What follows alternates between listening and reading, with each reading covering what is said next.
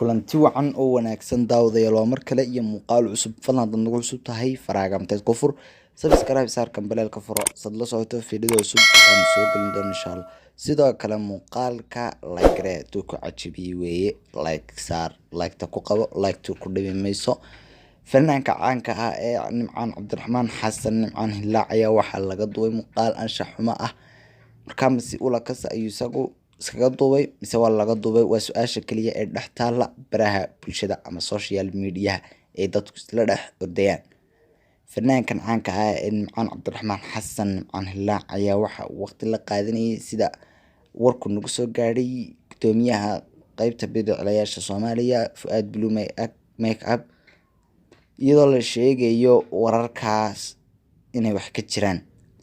fanaankan caanka ah markaad wajigiisa eegto muuqaalka aynu soo daawanay inuu isaga yahay waad ka dheehan kartaa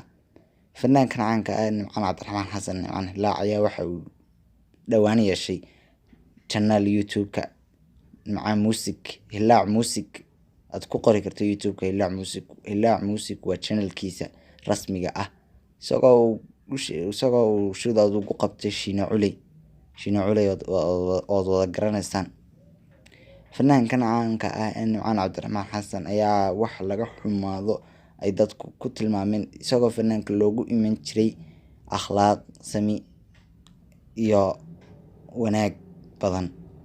fanaankan caanka ah Nimcaan Cabdiraxmaan Xasan ayaa